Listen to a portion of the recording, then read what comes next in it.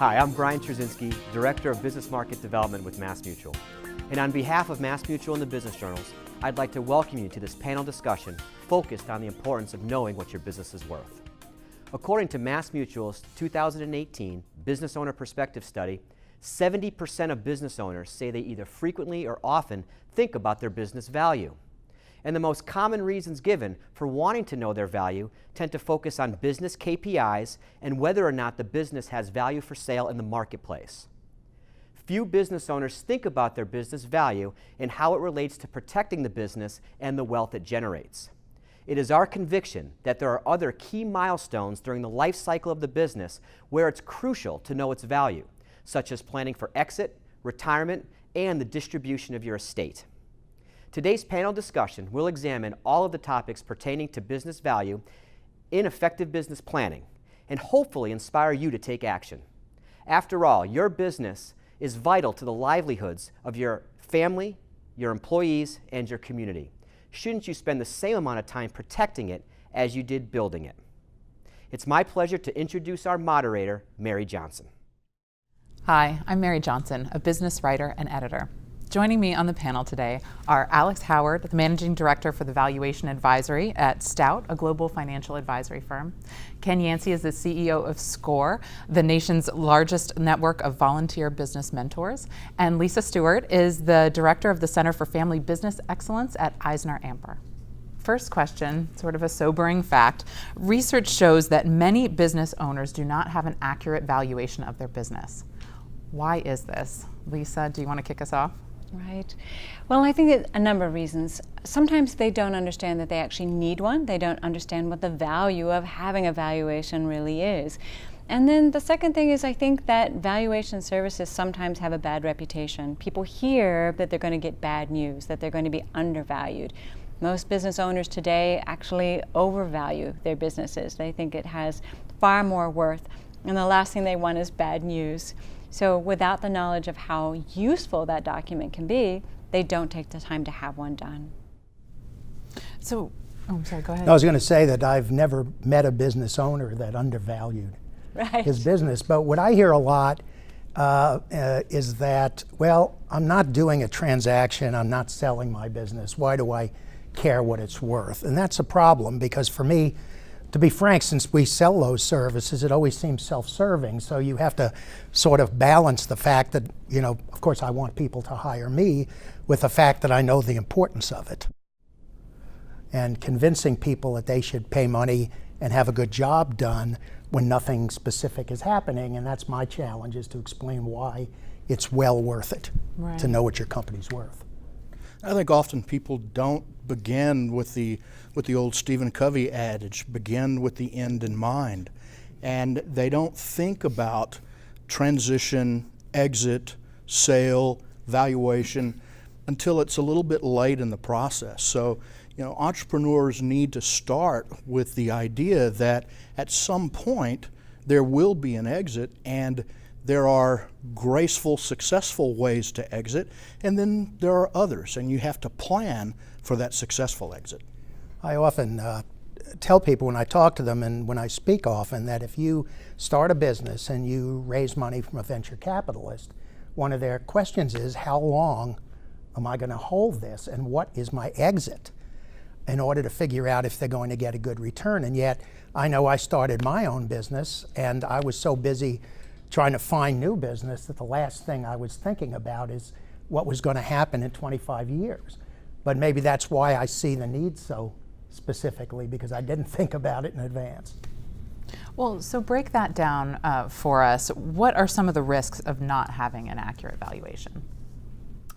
Well, certainly if you go over a long period of time, what people tend to do, and I hear this all the time when I work for them and I tell them what the value of the company is, well, I don't know, my golf partner told me he sold out at 8 times EBITDA. Why are you telling me I'm only worth 4 times EBITDA?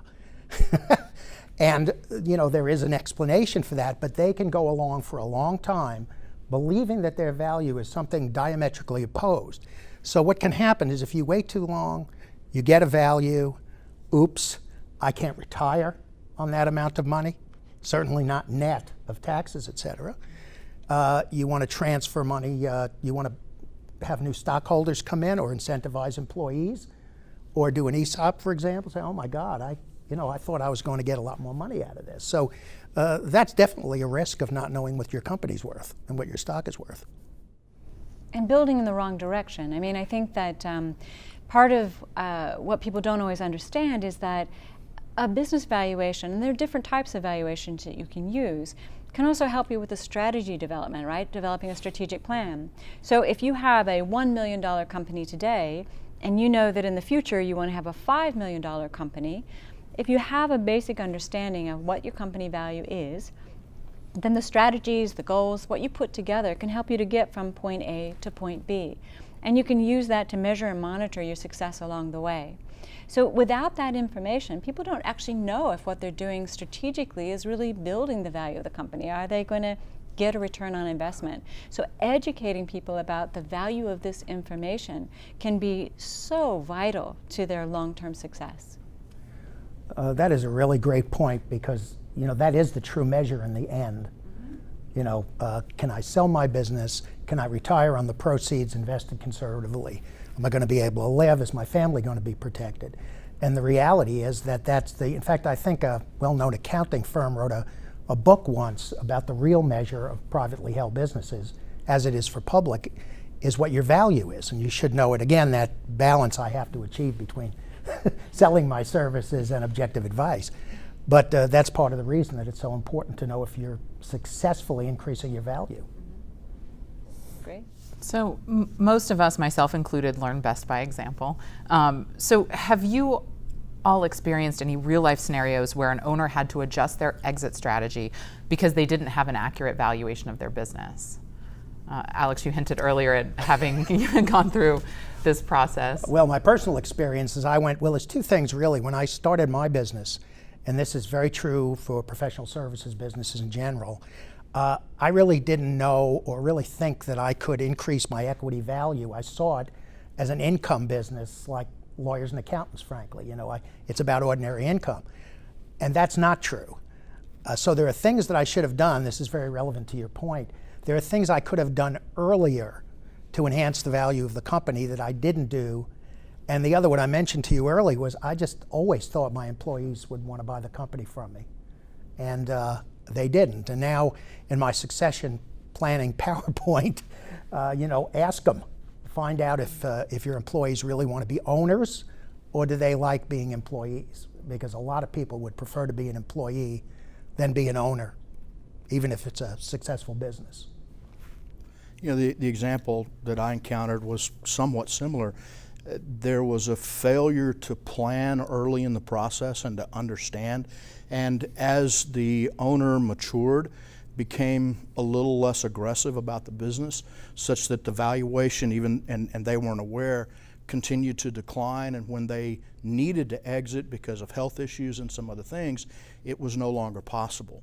The pipelines for sales weren't in place, the value wasn't there, and unfortunately they wound up in a liquidation scenario, which is never good for anybody. And it was a terrific company. The brand could have had a legacy for many, many years.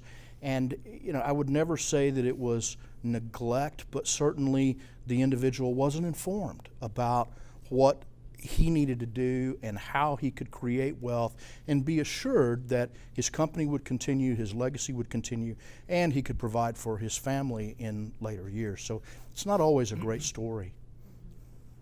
Yeah, I would completely agree. We see this over and over again that, as business owners age and they start getting worried about the future, they stop reinvesting in the business, right? They're not buying new technology, bringing in talent, and so on. So just at the time of life when they need that value to be increasing, it's actually decreasing. And, I was visiting a company in the Midwest, and a lovely couple that owned it, a lovely manufacturing business, and they've been doing this for a long time. But, they're well into their 70s now. They have neither a succession plan nor understanding, sort of how they're going to exit or transition. And over the last 3 or 4 years, what they recognized was, as so many business owners do, is that they'd not put aside any money for their own retirement. You know, the average amount of money that American business owners put aside for retirement is really, it's often less than $60,000, a very small amount. They're depending on the value of the business. Well, how can you depend on something that you don't understand what that value is? So if that business value is dropping, it can be a really sad situation when they realize that, one, they're not going to be able to sell it for what they expected, and two, they don't have any other resources to support their retirement. So this is a conversation we need to be cracking open really early. And in fact, if we could do one thing, it would be to help business owners understand the earlier the better, starting with that end in mind. Right, and yeah, it's all a part of the planning process. And you know, at SCORE, we're big believers in business planning and strategic plans. And I suggest, just like you change the batteries in your smoke detector when the time changes, why not evaluate your business plan, your strategic plan, and your business valuation, your exit strategy, once a year at the same time? There can be a simple trigger that allows you to go through that, and there's so many resources available to help you that there's, other than just not being aware, there's not much of an excuse not to engage in this really critical part of the business. I don't know if you two have the same experience that I do, but if I give a speech about this or I talk to a few people and they, oh my God, I have got to do this. This is absolutely important. And the minute they get back to the office, it's, you know, it's as if it never happened. The problem of the day. That's right. And also that I agree with you completely. This is an integrated process. These are not all individual pieces. Succession planning, financial planning, retirement planning, all revolve around valuation and about exit strategies. So we talked a little bit about succession planning, and you mentioned that problem of entrepreneurs, business owners recognizing they need this and then get sucking into the day-to-day. And so we know that owners spend more time, many of them, working in the business rather than on the business. So is that really a surprise? And I guess more importantly, how do you recommend people approach this? We mentioned starting early, but how can you just dig in and make it happen? Well, that's a good question. It really starts, I tell you, to be honest, I've become sort of evangelical about this, and almost every business owner I meet, I ask them about when they think they might be retiring and what their plan is, et cetera, because it's easier on a one-on-one basis. I mean, I'll be honest, I hired somebody to help me with a succession plan, and I discovered, as most business owners do, that my employees were more likely to listen to a consultant than me. Mm-hmm. Right, that's even true. though theoretically I was their boss. I never ran the place that way, but in concept. So you have to be sensitized in some way, I think, either by an event, a friend dying unexpectedly and his wife not having enough money, or the business. People don't realize how much value their business loses if they haven't done any succession planning, and all of a sudden the head of the business isn't there anymore. So those are the kind of things that I hope when I talk to people, they'll, through my personal experiences with my clients, it'll get them to think about this, whether they hire me or not, just that they do something. Yeah, there's another barrier too, I think that, and in fact you can just see it with our panel here. Many people don't want to retire, right? we just it doesn't matter how much silver hair we have, right? We just want to keep on going. And I think we're seeing that across business as a whole. Yeah. And we're living longer, we're healthier, our minds, for the most part, work pretty well. And so people are very reluctant to start thinking about exit. They don't like that word, the transition, they don't like the word retirement. So if we can change the conversation and help people to realize that by doing some of this planning, they can get a longer term return on a lifelong investment, really. You know, it's so important. And that making those plans doesn't have to mean that you're going to be forced out of your company. What it means instead is that if you want to stay there till the day you drop, which is interesting, the U.S. is the only country in the world where 65% of business owners say they actually want to die on the job, right? And so if that's your plan, right? Yeah. If that is the plan, then what we want to do is to make sure that when the time comes that you can't add the value to the business that you would have liked to, that the business is still protected, that we still have a strong bench. We've got the legal documents and the risk management documents in place to allow you to make sure that this exit, we talked about, you're going to exit either by design or by default, right? It's going to happen one way or the other. But when that time comes, that you feel like everything is in place to pass on a secure organization to the next leaders or owners, whether that's family, whether that's employees, or whether that's a new buyer, whoever. And that's the mindset we need to try to change. Yeah, I think that there's an emotional play to that too. You're doing all of the business things for the right reasons, and if for those 65% who want to die in the saddle, I think that's great, but don't you want your life's work to continue beyond you? And if you're passionate about your business and you're passionate about your customers and your employees, then the conversation becomes about others rather than about yourself. And it creates a different type of a direction and a motivation to take these steps. And I think sometimes, particularly for that incredibly dedicated entrepreneur, it needs to be in emotional terms for them to take a step back and understand and say, yeah, I can protect my life's work by understanding my valuation, by talking to a third party that might be able to advise me. I can understand what drives value, so I know what kind of strategic decisions to make, et cetera.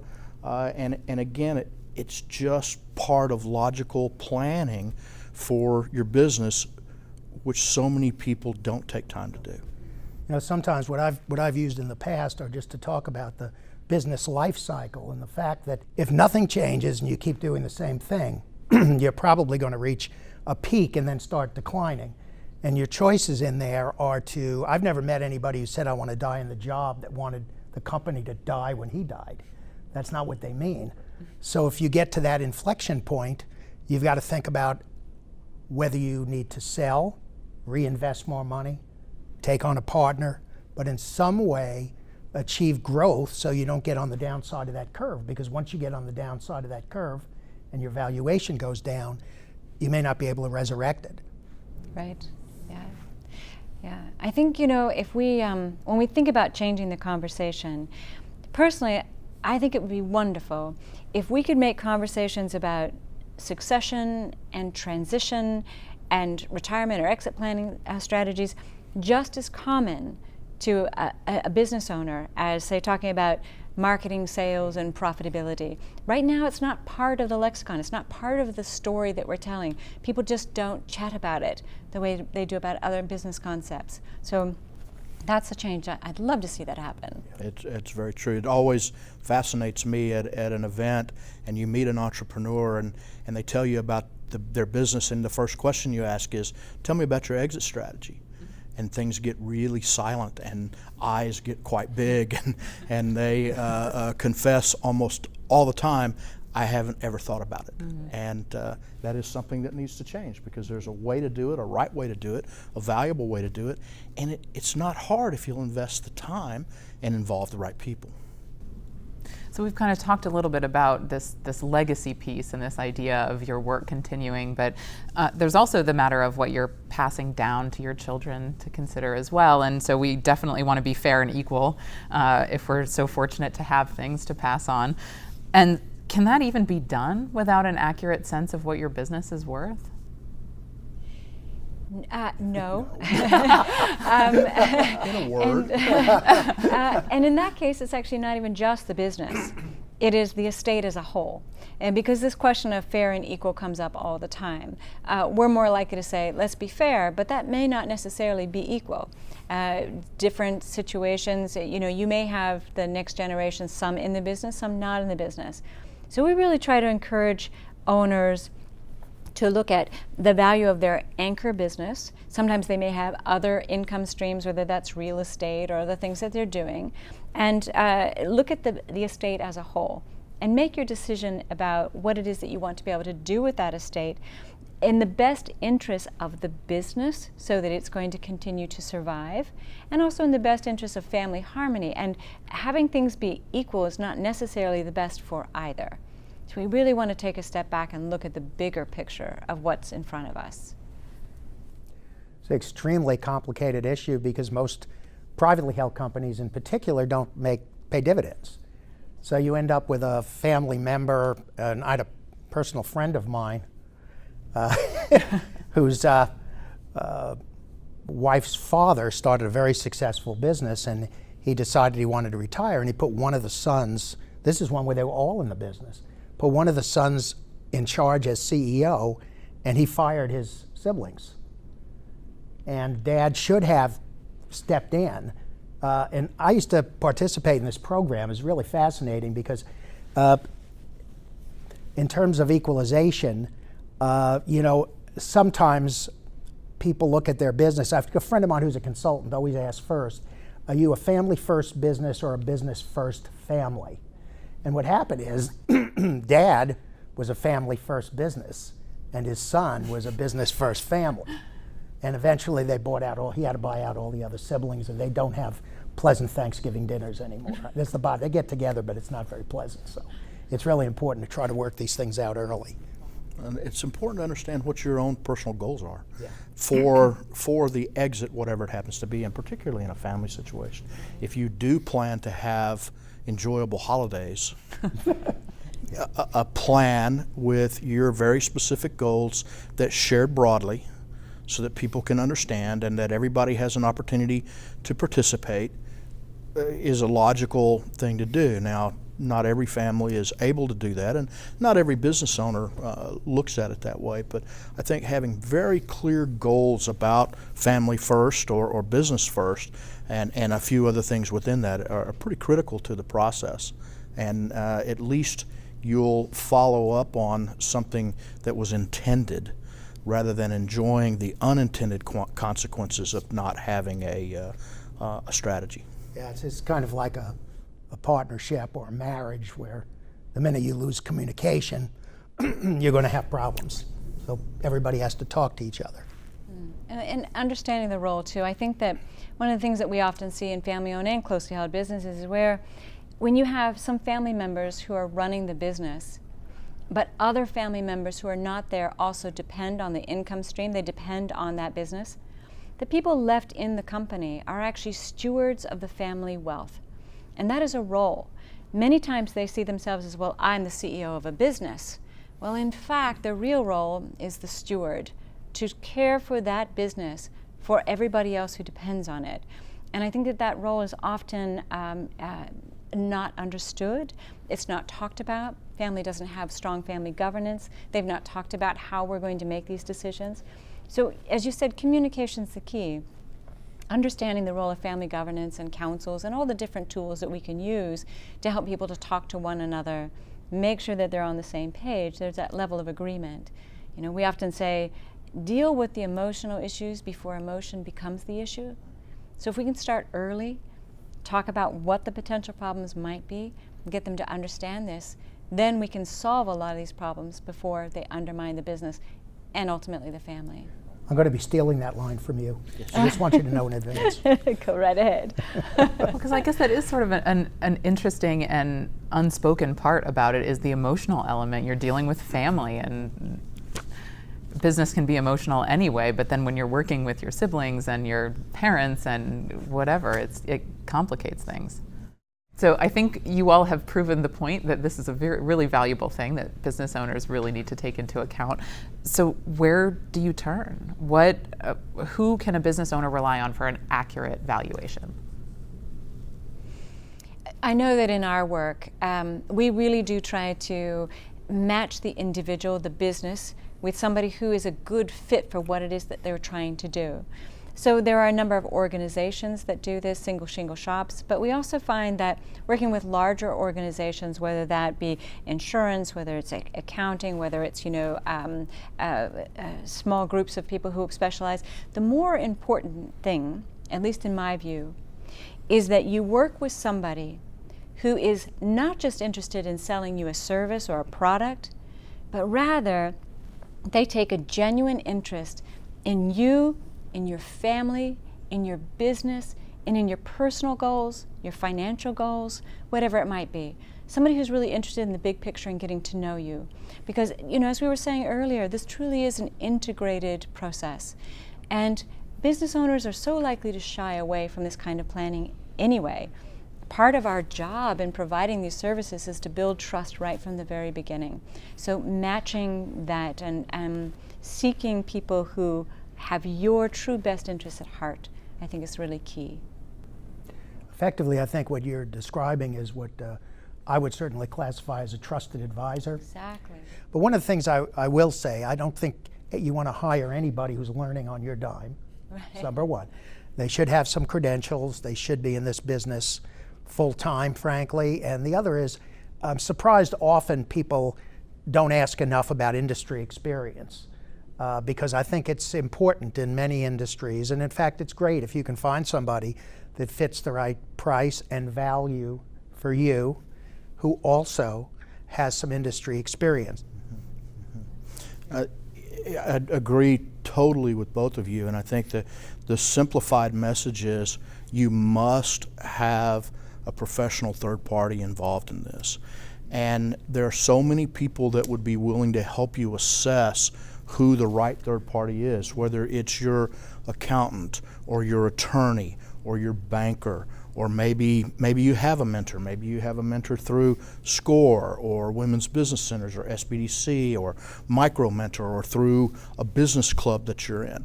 There are so many ways to get information and to properly assess this that you'd be remiss not to reach out to those touch points and make sure you're doing the right thing. Some adages are actually true, and people do like to do business with people they like. So you need to go to people you know well to get, it's like getting an advocacy position. You want to meet these people, maybe these 3 people, because I've worked with them before and I know they're going to do a good job for you. Right. Yeah. Sometimes I think too, we can help our clients by educating them in a series of baby steps. For example, sometimes at the beginning of your valuation journey, you may not need a full-blown business valuation. A good valuation calculation can be a lovely start to a conversation, and your accountant may be able to help you to do that, and so on. That might be the basis for starting your strategic planning. Then as you grow a bit and you need more information and you want to understand how does your business compare in the broader market, what are some of the value drivers that you could be paying attention to, and so on, that might be the next level. And then as you're really starting to consider your exit strategies down the road, then you might want to look at something that's a bit more sophisticated. So I think one of the mistakes that a lot of advisors do is they work with a business and say, you need to have the top dollar valuation done, and that's your only option. Whereas I think that people who are good at this and are specialists in the field know that we have to educate our clients at the same time as that we are servicing our clients, right? That we're working with them. So I think that will help to diminish some of the fear and the concern that a lot of our clients have about even just starting on that journey. Couldn't agree more. I think that's a great point. And how often should this happen? Ken, you mentioned earlier once a year, this being sort of a good check-in and touch point. I think that planning is important, and I think that you should evaluate your plans at least once a year. And it may be that you don't need to make changes in the exit portion of your strategic plan, but it needs to be there. And if you as a business owner don't have an exit section within your strategic plan, pull out your plan today, write exit on the bottom line, and know that you need to think about that when next you go through the process. So I think often once you've had the initial valuation, as you suggested, probably not full blown, but you know what it's made of, and you can make strategic decisions that help you create additional value in your business. You may not really need to spend a tremendous amount of time on it until you get a little closer to actually planning for the exit. But only the business owner knows that. Exactly. And I think keying off of the point that my colleagues are making here about this idea of a trusted advisor, and you're starting in these sort of baby steps and educating our clients about what's important. We know that many clients, many people who need our help are reluctant to reach out and to get it. And I think that that happens for a variety of reasons. They don't have a trusted advisor in their court. So some of the things that we've noticed is that, one, they don't know who to turn to, as we've talked about, like who should they go to? They understand that there's a very complex, this whole idea of transitioning out of your business in some way. What do you do with it? You may need to have an attorney, you may need to have a valuation specialist, a financial advisor, a risk management specialist, somebody like me that would come in and deal with the family aspect of it. There are all these moving parts, and that's really scary too. How do you orchestrate all of that? And then there's also, I think, sometimes business owners are a little bit embarrassed to call people like us in. They don't want somebody who's going to come in and point out all the mistakes they've made along the way, right? It's like, most business owners today, they don't necessarily have a strong background in business. They just love what they do. They started it in their garage or their kitchen table, and they've built something up that they should be really proud of. But they know that maybe they don't fully understand financial statements. Maybe they've never done a strategic plan. Maybe they argue with their son or their daughter that's in the business, or family relations aren't as good as they had hoped that they would be, or Junior doesn't have the work ethic that they really hope that Junior would have someday, right? And so the idea of sharing all of that inner space with people from the outside is very daunting. So I think it's really important when we talk about this trusted advisor state, how we can offer these services, that we do start out gently and respectfully, that we help people to understand that they should be very proud of what they've done. They've contributed to their communities and to the lives of their employees and to the lives of their families. And we start with what they've done really well. Many of them know they haven't done all the things that they should do. But what have they done really well? And how can we then help them to maximize everything that they've put into that business? So I think that the conversation needs to start out gently. I think that we need to help them by being very trusted and then move forward in baby steps. That's right. There's a lot of potential value add in each of our services if we're looking out for our client. I know very often if we do a valuation and a full report, will the client look at it and say, I had no idea that my profit margins were so low compared to the peer group. And that should be leading to what can I do to a discussion about what can be done to change that and what effect it would have on the valuation, both now and in the future. So, I know from my standpoint, and I'm sure yours too, we're looking for ways to help more, and it comes out of this work that we're doing. Right. It's not just a number that somebody gives you, it's the relationship around that number. And as you mentioned, if the potential consultant or organization, if they don't respect what you've accomplished, then they're not the right ones for you anyway. And that's part of the early assessment that needs to occur. And it's important. And small business owners, family businesses, they need to know that even though it's uncomfortable, they need to ask this question for the good of their business and for the good of their family. And we all do some things that we don't like that are a little bit difficult, and this very well may be one of them, and you still need to do it. Right. I know that we have a network of other trusted advisors that even things that are not right for us to do, certainly don't want somebody just going away and saying, I'll find someone else to do it. We want to give them the name of someone to do it. My experience is that you don't lose that person forever because you help them. Right. You create loyalty in the fact that you actually care enough to give them an alternative that's more, let's say, cost effective. So. Yeah, it's true. It sounds like it's a relationship that requires a lot of vulnerability on the part of the business owner. Right. You spend so much time projecting confidence in your work, and now you have to sort of lay it all out there for someone else to dissect. And the whole idea, I think, this idea of retirement, you had mentioned it a little bit earlier, that, these are people that have built strong businesses, they've done a lot of really wonderful things, and in their own companies, they've been the go-to guy or the go-to gal for, making key decisions and so on. And then you start talking about retirement, where the possibility of sort of pulling all that away from them that also is very scary. Like, who wants to talk about that? Who wants to think about, not having access to the things that made us feel good and feel special in the beginning, right? And so I think that another part of our conversation is our job is to generate options. It's not to tell people what to do, but to say, you have this whole smorgasbord of options out there. What floats your boat? What makes you excited? What, if you could wave a magic wand and create the next phase of your life to be anything you wanted it to be, what would it look like? As opposed to just simply, prescribing to people what they should do. I think, again, I harp on some of the mistakes that consultants do, but I've been doing this a long time, and I think that this idea of, sort of walking in and, we talk about the silk suit brigade, these guys that kind of come in and say, well, let me tell you what you did wrong here, right? And I'll charge you for it. Most business owners, they don't want that. No, don't tell me what I did wrong. Let's work from what I did right.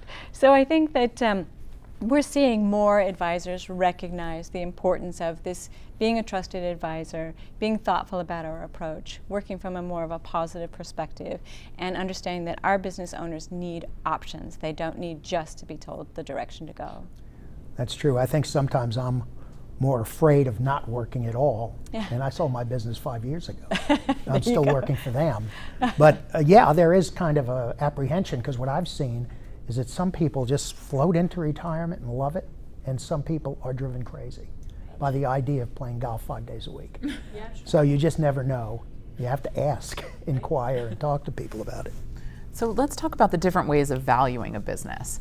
What are the ways that different exit strategies can impact the approach? It sounds like a combination of art and science. Well, you took that out of the valuation handbook. But well, there's two, don't want to have the question confused. I mean, in terms of methodology, that's really not different. But what's different is the standard that you use to do your work. So for example, if someone hires me because they're thinking of selling their business, number one, it's going to be 100% of the business, what we call enterprise value. And it's part of our obligation when we get hired for that to see what kind of market exists for the company. Some companies are less saleable than others. If it doesn't match up very well from a peer group review and what we can do to enhance value if necessary. And we're looking there, very frankly, we're looking at potential for what you call strategic value if you sell to a strategic partner. They will often pay more. On the other hand, if you're looking to make a gift or transition to family members, you're allowed, might as well take advantage of what the law allows, and that's under this willing buyer, willing seller test, and you don't have to identify a specific buyer, and you can use minority interest and lack of market. Don't want to get technical, but you can reduce the value for the fact that you have less than a controlling interest. So you have to know why you're doing it. Exactly. And then that answers the question. Why do I want to know the value? Mm-hmm. Yep, I would agree. I think it's do it in different ways depending on what the needs are. Again, this is why whoever you're working with really has to understand the bigger picture and what it is that you're trying to achieve. I think maybe part of the important part is that there are different ways to do this, and that knowing as you go into this what each one of those different options might look like, educating them along the way, lets them make a better decision. That's right, and that's why it's important to know, I think you mentioned value drivers. Right, yeah. Is that people do not understand what creates value for them, and there's no reason they should. It's not their business, but firms like ours do. And we want people to know how they can change what they're doing to enhance their value. So that's part of the trusted advisor, the consulting phase, and then folks like us, we know a lot of people that will fit that client's needs if they need something. I worry when somebody tells me they can do everything, because I've never met a person that can do everything well. But if you have one very trusted person, they can help triage this, if it's the right word, and find the right people to help you. No. Point you in the right direction. Yes. So we've spent a lot of time today talking about how important understanding your exit options is to establishing the valuation. But we've also talked about how most business owners haven't decided on their exit option. So how do you reconcile the two? Please, no, I think it's very important in a family-owned or closely held business to talk not just to maybe a single owner, but to the owner's family members, and even senior management team members about what's the future potential of the business, where could it go, and then identify all the different options that make sense both for the owner, for that owner's family, and for the business itself. So, for example, for some business owners, they'd love to pass the business on to their children. So they'd like to have some sort of evaluation that maybe minimizes some of the tax implications of this, right? So they would structure it differently. But then when you talk to junior or juniorette, they don't want the business. So, surprise, this is a chance when they should really talk to each other, right? And so, and I think that for many people, what return on investment means is different. I was walking through a manufacturing facility a little while ago, husband and wife, and they were very proud of their facility. As I was walking through, the husband was called away to work with a customer. So I'm walking with the wife, and I said, so tell me, what would constitute a return on investment for you for this business? And she said, Lisa, we don't have any children. We just really love our employees. We've made a lot of money out of this company. So, we really don't need to take away a lot of money. And I said, oh, that's really nice. And then a little while longer, I was talking to her husband, and I said, so what constitutes a return on investment? And he said, money, damn it. I worked a long time, and I want money out of this business. These are two different types of valuing the company, right? So we need to make sure that business owners, families talk to each other, everyone has an agreement as to what they'd like to do with the business someday, and help them to understand that maybe it's passing on internally, maybe it's a leverage management buyout that makes the most sense, and maybe it's an ESOP, an employee stock ownership program. Maybe it is private equity, who might only invest in some of the business. Sometimes it's splitting the business up in some way. There are a lot of different ways in which business owners can begin this transition out of the company. So our job is to have these conversations, pull out the information for various people, and then plot out what all the different options could be. Once there's an agreement on that, then we can go forward and say, this is the best type of evaluation for you. That was such a perfect answer. I find myself at a loss for words, which is pretty rare for me. But I think it's worth looking at the different options and looking at what they result in as far as values and proceeds, the good, the bad, because each of these things has positive and negative aspects to it. And it should be part as well. If they get together and they just make a decision, then that's it. If we want to sell to our employees, great, once that's decided. But otherwise, it's worth looking at all the options, because you're right, they really don't understand them and what it means for the family and what it means for the seller. Right. I think it is a perfect answer, but it's part of the planning process, and it's also, we talked a little bit earlier about communications and the importance of understanding whether your employees are interested in buying the company, or if junior and juniorette decide that they do or don't want to own. Those conversations can occur early and allow you to plan not only how you want to create additional value in your company, but what that exit might be and how you want to approach valuation. And it's all back to that planning, and there's so many ways that you can get help from organizations, whether it's free help from some of the mentoring organizations that are available, or you're using consultants you've worked with in the past, or trusted business advisors that you work with now. Make sure you evaluate carefully. That's right. I should add that if you do have a situation where you want to keep the business in the family and it's part of a long-term plan, that you should make transfers by sale or gift before you implement a plan to increase the value. Because you want to do family transfers when the value is low, and you want to sell when the value is high. So that's part of this, why it's part of one continuum of information that owners need to know. We've been talking a little bit about ways in which we can increase the value of the company by identifying these value drivers that you'd mentioned, and I think that that's really important. There's a wonderful tool called Core Value, And I think it does a terrific job of finding some of the things that you can do in your business that are going to impact both bottom line and top line growth. And I have found sometimes that when family business members, or maybe it's the employees or whoever, when they start seeing all the wonderful things that are happening and they see the value of the business increasing, all of a sudden they don't want to necessarily sell, or they want to be part of the program, right? So I think leaving those options open and knowing that sometimes they are going to change their minds along the way, and that's perfectly fine. What we need to do is to make sure that they understand what the options are, they are seeing the value of the business change and to grow, and then they're understanding what their new role might be. And I think that that works out better for everybody.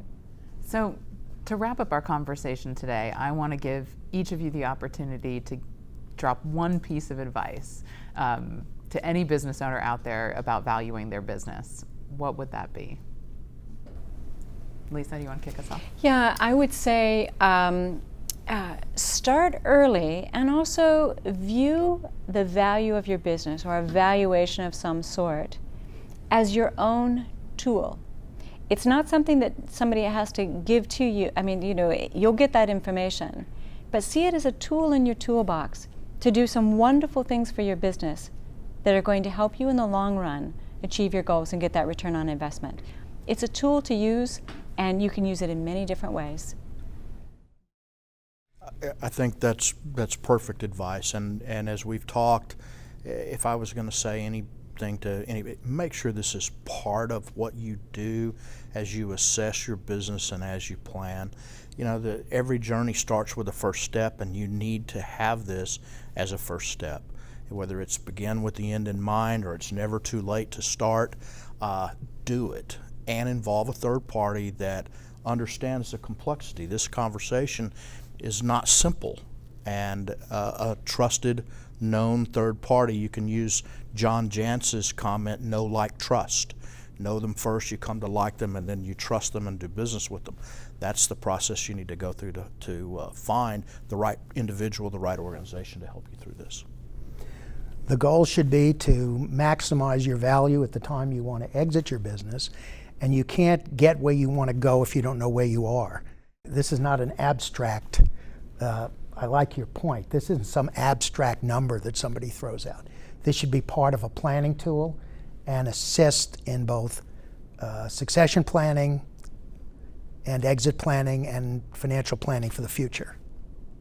And find someone you really trust to help you find other experts and advisors. Thank you to all of you for being part of this conversation. I thought it was fascinating, and thank you to all of you for watching. We hope it inspires you to start moving toward getting an accurate valuation for your business, and we also hope you feel empowered. There are a lot of resources out there available to you, and we hope you will go out there and figure out what's going to work best for you and take charge of your business.